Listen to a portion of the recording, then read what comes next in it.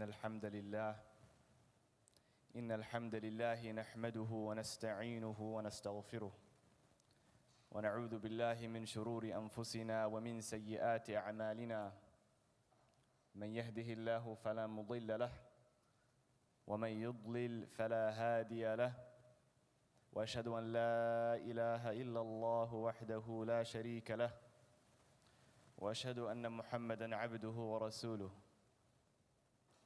يا أيها الذين آمنوا اتقوا الله حق تقاته إلا وأنتم مسلمون يا أيها الناس اتقوا ربكم الذي خلقكم من نفس واحدة وخلق منها زوجها وبث منهما رجالا كثيرا ونساء واتقوا الله الذي تساءلون به والأرحام إن الله كان عليكم رقيبا يا أيها الذين آمنوا اتقوا الله وقولوا قولا سديدا يصلح لكم أعمالكم ويغفر لكم ذنوبكم ومن يطع الله ورسوله فقد فاز فوزا عظيما ثم أما بعد فإن أصدق الحديث كتاب الله وخير الهدي هدي محمد صلى الله عليه وسلم وشر الأمور محدثاتها وكل بدعة ضلالة. Dear respected brothers and sisters, a little over 8 months ago, I was blessed with another child.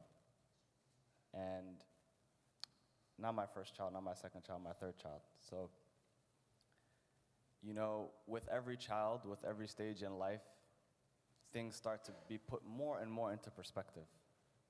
What I thought was very important when I first became a father became maybe less important the second time around, and then the third time around, with time and knowledge and life experience, you start to get a clearer picture of what truly matters.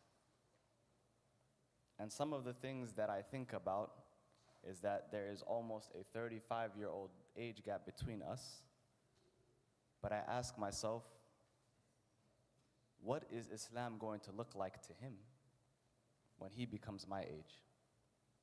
How do I instill that he is a person who comes to Salat al-Jum'ah whether I drive him or not? Because it's very easy. We put our kids in Islamic school, so they're going to stop to pray at Dhuhr time. We bring our children with us to Jum'ah because they have no other choice. We just put them in the car and say, all right, let's go. This is just what we do. And if we're not intentional with how we present Islam to them, then Islam is just going to be something. My mom and dad we did things out of habit. 1 month out of the year we fasted, we had 2 holidays, we gotta pray 5 times, sometimes it's hard. But when they have their own free will and their ability to not be codependent on you anymore, what have we done to ensure that the fruit and the seed of Iman has been instilled in their hearts? This morning I had a conversation with a community member of ours who goes to Paint Branch right here across the street from Iswa. And he's a junior. And so I reached out to him, I said, it's been a while since I've been in Montgomery County Public Schools. What are you guys going through right now? And the things that he was listing to me were things that I like to think that I'm aware and I got a pulse on what's going on, but even I was astonished at some of the things that they have to deal with on a day-to-day basis. Whether it's coming across people who openly invite them to do bad, who openly support Zionism, who openly make fun of those who don't support LGBTQ. That's not even considering sometimes not having enough people to do an actual Salat al-Jum'ah at school. So when we put it into perspective, that 14, 15, 16, 7-year-old boy or girl, if all they understand about Islam is being a practicing Muslim is going to make me feel like a weirdo when I'm at Paint Branch or whatever other school that I am enrolled in, I don't know if I believe in this way of life so much to hold on to it when everything around me is telling me, this is not for you, like you're not part of us. You're on the outside looking in. Why do you do this? And it doesn't get easier as they grow older, because then they go onto a college campus and their professor is way more knowledgeable in that specific class that they take, and that professor may have agnostic views or atheistic views or views that contradict Islam, and then they start to second guess and question themselves, well, I want to be smart. I don't want to be not accepted. Maybe this thing that I've been taught my whole entire life, yeah, maybe I should be critical of it. Maybe I need to do more research. Maybe there's another way. And if you're sitting here thinking today that that's not going to happen to my child, then you're already behind the 8 ball. You're already behind the 8 ball. Quraysh, when the message first came to them, you know what they said? They were why are we going to steer away from the religion of our forefathers? بَلْ نَتَّبِعُ مَا أَلْفَيْنَا عَلَيْهِ آبَاءَنَا. We're going to follow their path. In today's society, it's the opposite. What do we find all the time? The generation that comes always wants to be different from the generation before them. Different in thought process, different in ideology, different in the implementation, different in their goals, different in their outlooks on life, different in so many things. So what's to stop a person who hasn't been cultivated with the proper seeds to say, you know what? I'm also going to be different in my religion. I'm also going to not just blindly follow, because I don't have the proper understanding, this way of life that's been given to me by my parents, by my community. What is stopping that young boy or girl from entertaining those thoughts? Because that is waswas of shaitan. I will tell you all personally, I have to deal with a person in my life who I'm convinced Iblis himself says A'udhu Billah when he sees them. That's the level of the person that I have to deal with. Iblis himself, I'm convinced, even he is like A'udhu Billah. I don't know what to say about this person.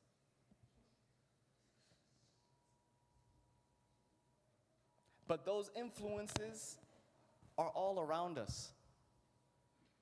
You may think, oh, I send my kid to an Islamic school. I even bring him to MCC Sunday school. I should be all right. I ain't got nothing to worry about. We always ask, okay, maybe it's this environment. Maybe I should send them to a different country. Maybe I should send them to a different place. You know what the people living in other countries are saying? The exact same thing. You know why? Because everything, all of the distractions, all of the temptations are right here. And this takes, as long as you have Wi-Fi, you have access to everything that you have here in Silver Spring, in Somalia, in Lahore, in Jakarta, in Medina, in Mecca. It doesn't matter. Whatever you want to find, you're going to find it. If you want to find good and khair, you'll find it. Even in Las Vegas, you'll find good. If you want to find bad, you can find bad in the Haramain. So, how do we answer? How do we ensure? How do we dedicate what Allah subhanahu wa ta'ala has given us here on this earth to ensure that Islam doesn't stop with us? If there's things that we would want to teach our kids when it comes to this identity, it's 3 things. Number 1, to have confidence in their faith, confidence in their iman. And that confidence does not come without proper knowledge. Nowadays, when we want to consume Islamic content, how do we do it? The most common way for young people to consume Islamic content is YouTube and TikTok. Not even the YouTube videos, the YouTube reels, the 30-second ones. Because our attention span is so much to where that's all we can handle. We're used to the quick dopamine hit, scroll, scroll, scroll, scroll. Oh, nice Islamic reminder. I feel good.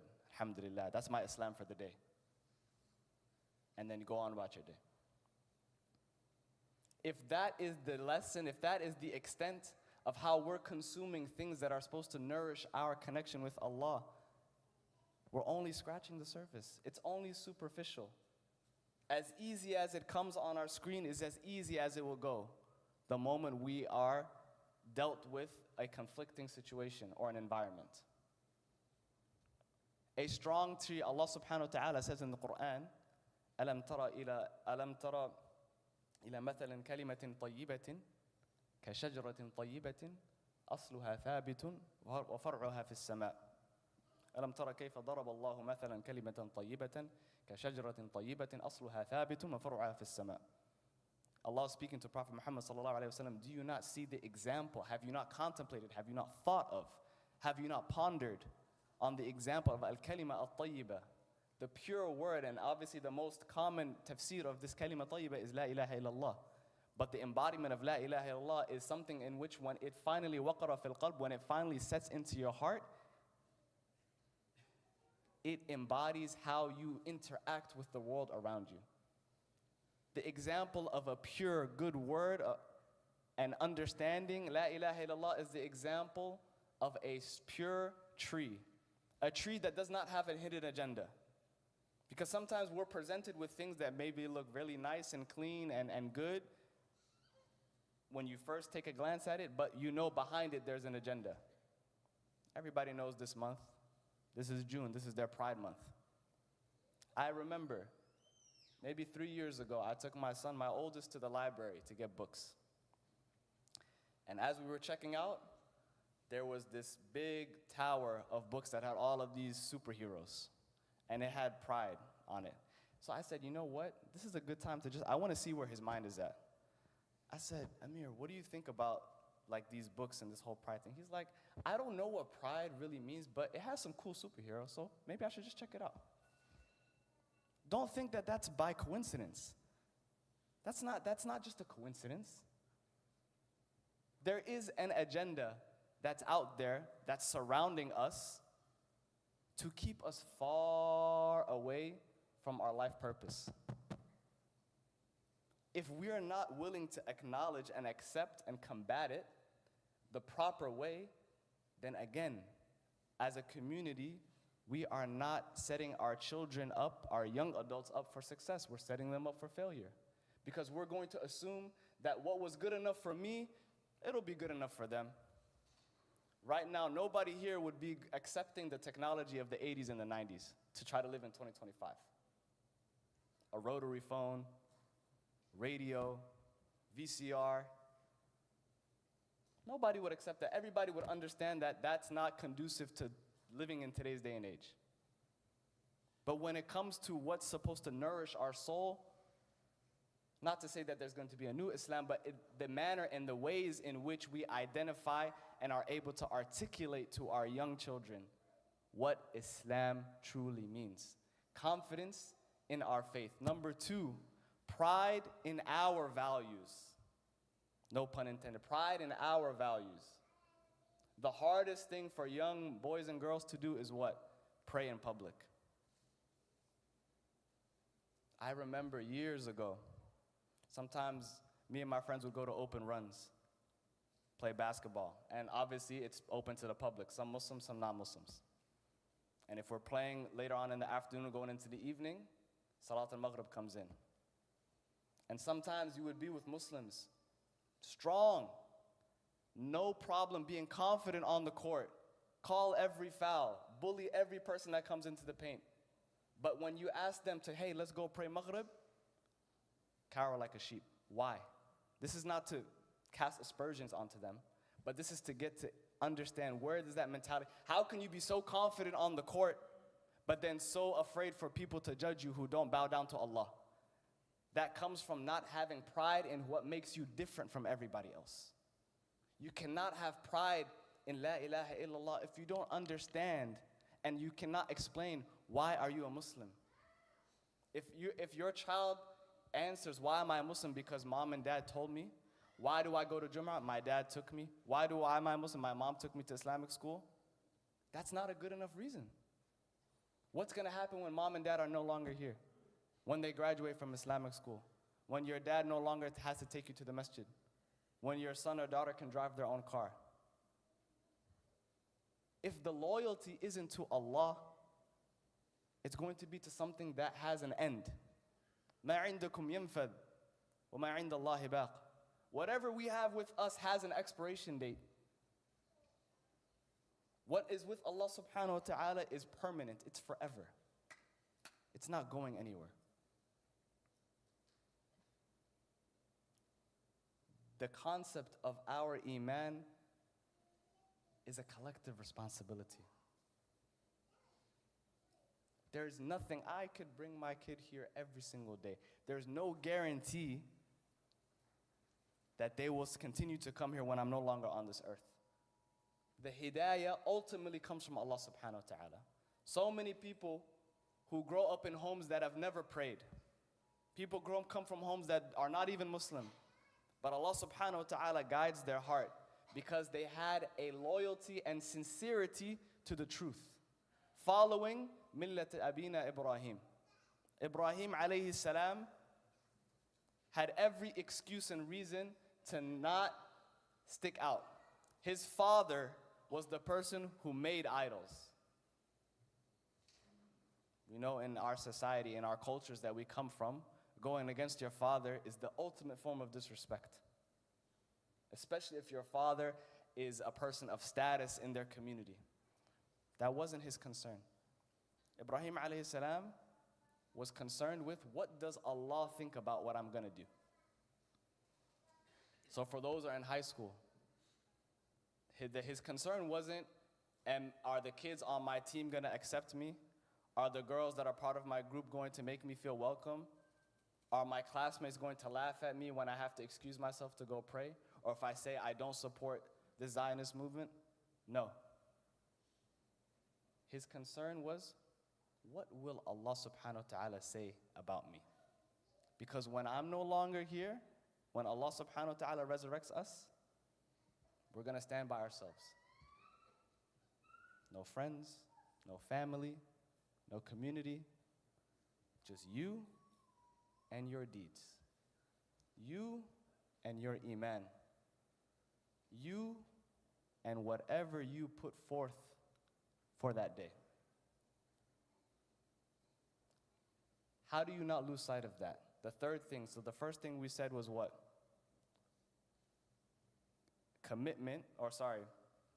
To be confident in your faith, in your iman. The number two, pride in your own values and what makes you different. Number three, to ensure that a Muslim young boy or girl continues to be a Muslim and grows, is that they have a commitment to learning, no matter what.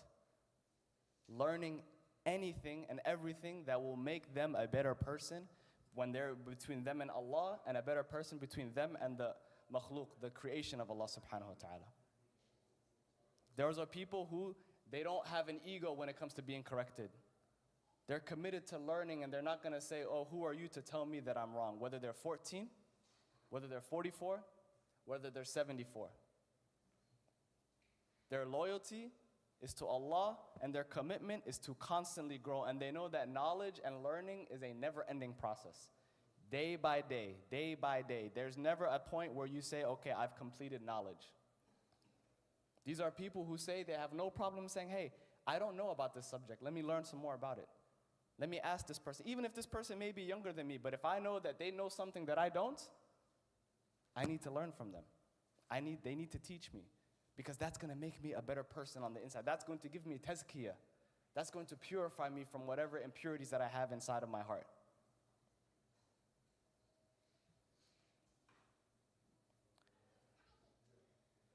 In summary, we don't have hidayah in our own hands. Allah subhanahu, the Rasulullah sallallahu alayhi wa sallam, one of his ad'iyah, he would say, Ya muqallib al-qulub, thabbit qalbi ala dinik. O turner of the hearts, make my heart firm on your way of life. Now this is Rasulullah sallallahu rabbi wa salamu alayhi. Khayru khalqillah. Al-Mustafa, the chosen one. Rahmatan lil alameen, was making this dua. How often do you and I make this dua? How often are you and I cognizant of the fact that we cannot do anything unless Allah gives us the guidance every single day? And doing that every single day shows that we understand how humble we need to be in order to gain knowledge. Knowledge, the correct knowledge, is something that humbles you. It's not something that makes you think that you're better than others. That's what true knowledge is about. إِنَّمَا يَخْشَى اللَّهَ مِنْ عِبَادِهِ الْعُلَمَاءِ. People that truly have God consciousness and fear of Allah and give Allah the reverence that He is meant to be given are those who are knowledgeable of Allah.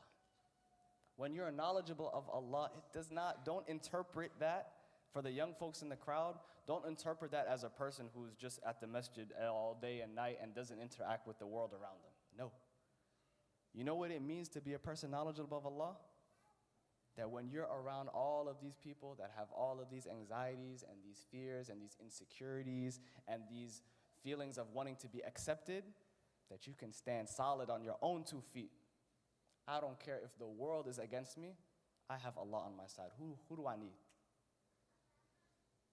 A young sister can wear hijab confidently amongst thousands of kids who want to probably pull. I know of a story, and this is just to end on a good note on the first part of the khutbah. I know of a story of a person that I know personally. On his graduation ceremony from college, this person never got in trouble, never did anything bad when it came to school. He's getting ready to walk. They're doing their commencement ceremony, and there was a Muslim sister 2 spots ahead of him. And between him and the sister was a non-Muslim guy. The non-Muslim guy pulled the hijab of the Muslim girl. And this kid, who I know, he's not a kid, he's a young man. I'm so proud to say that I know him personally. He's more of a man than a lot of people that I know who claim to be men. He stood up for that sister and corrected that thing on the spot. And because he stood up for what was right, he was not allowed to walk. In that moment, he didn't care about what the people are going to say about me. No, he was committed to what's right, and he did what was right, regardless of the circumstance. And I'm sure that's going to be a moment that sister never forgets, her family is not going to forget, and that young man is never going to forget. That's what it means to be loyal and to have pride in your faith, to be able to stand up for it no matter what. So I ask Allah subhanahu wa ta'ala to give us that himmah, to give us that love of His deen, to be committed and confident in our faith, and that we are able to embody those values that we're supposed to practice. أقول قولي هذا واستغفر الله لي ولكم فاستغفروه إنه هو الغفور الرحيم.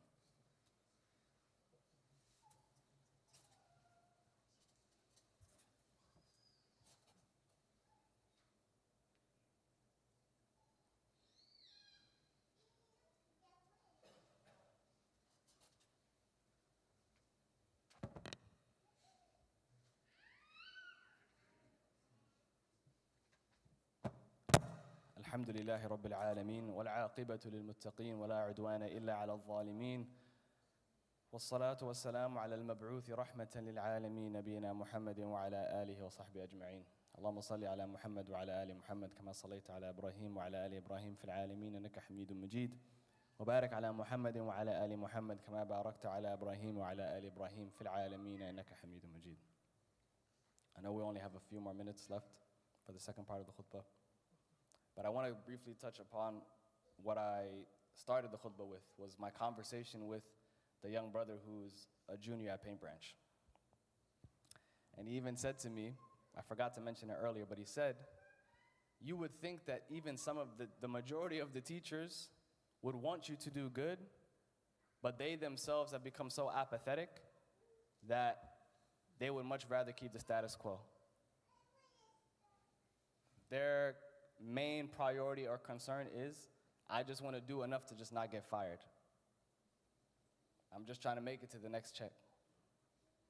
So he said, even when you're trying to stand up for yourself in certain situations, you don't have the support that you need.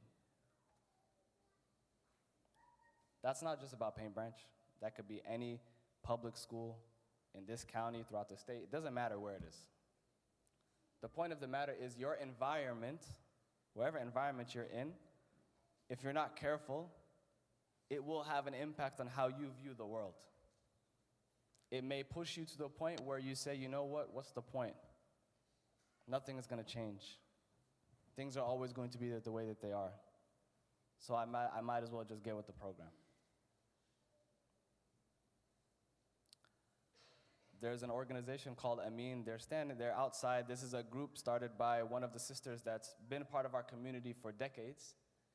And she started this to provide support to Muslim students in the public school system and their families to help navigate these issues, to help navigate these problems, to help give the support and guidance that our community needs, so that we can give our children the best possible chance at being successful.